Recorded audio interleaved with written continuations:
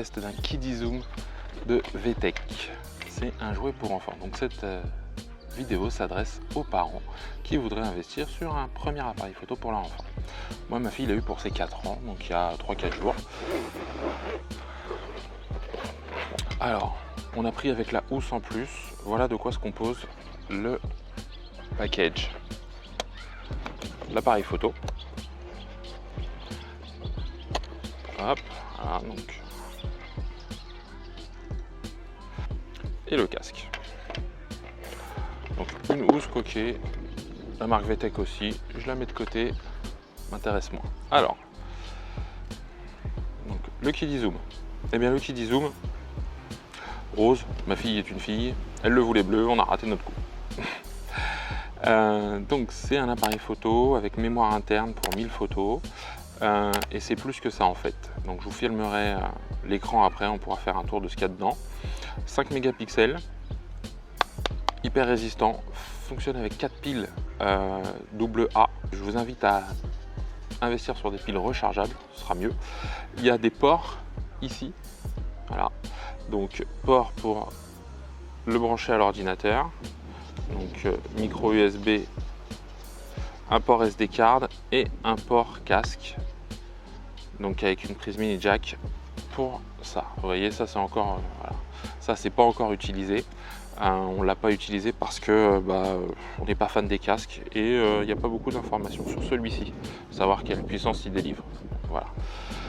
Donc 5 mégapixels, l'enfant peut regarder dans ses deux œilletons, d'accord, ici. Double caméra, c'est-à-dire qu'il y a un objectif ici, mais de ce côté-là aussi, d'accord. Donc ici, avec différentes résolutions. Alors, petit bruit, je ne sais pas si vous l'entendez. Zoom numérique. Donc 5 mégapixels ici en façade. Après, différentes options.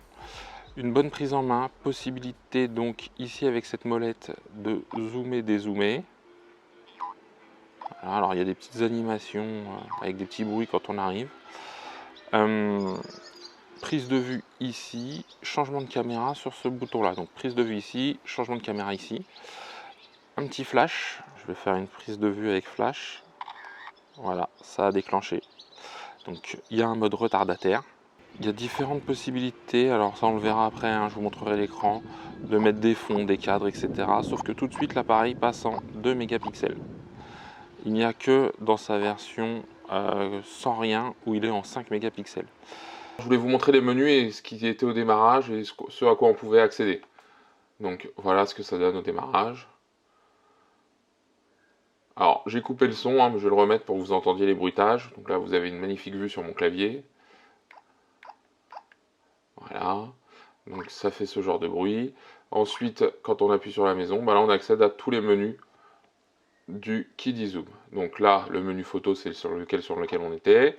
Photo de groupe, là en fait, on doit cadrer un visage, enfin 3 visages et ça fera un petit photomontage.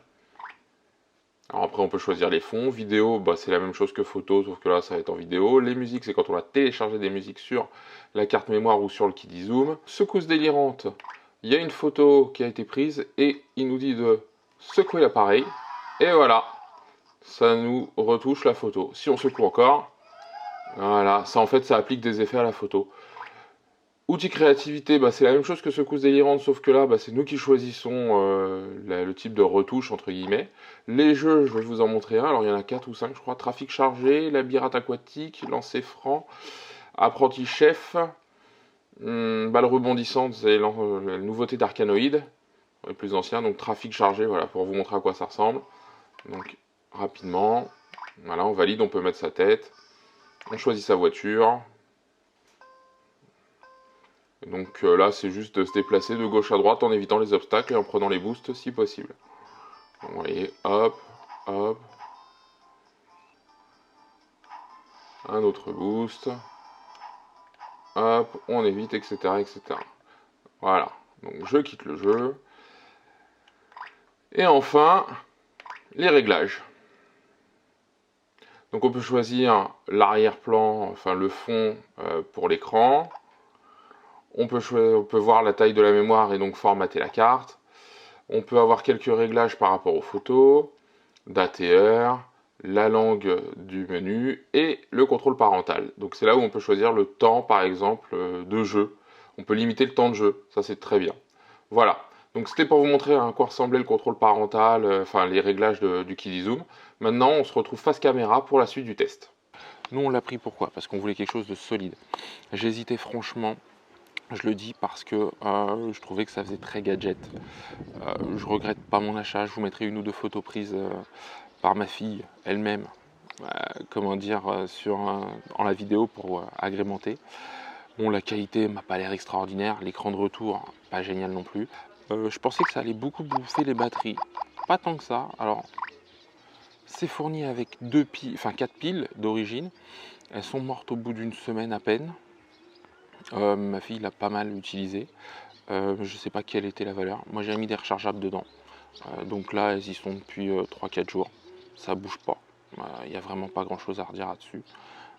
C'est très plastique, hein, c'est très girly, très plastique, voilà. Mais c'est du plastique qui m'a l'air de qualité, ça m'a l'air vraiment très solide. Moi c'est pour ça, la petite dragonne ici en plus, c'est pour ça qu'on l'a pris. Hein. Au niveau des défauts, eh bien, au niveau des défauts, l'écran derrière, pas terrible, pas une grosse résolution, mais suffisant. Au niveau de la qualité d'image, un appareil photo aurait fait mieux, mais pareil, encore une fois, suffisant. Moi, pas grand chose à redire. Au niveau des points forts, eh bien, qualité de construction, forcément, marque reconnue, le petit côté ludique avec plus d'activité que juste l'appareil photo, voilà.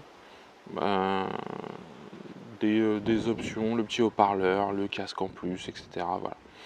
Alors en conclusion, eh bien en conclusion, c'est un appareil que je peux recommander. Pourquoi? Parce qu'il est solide, il est facile à prendre en main. Au bout de 3-4 jours, elle savait naviguer toute seule dans les menus.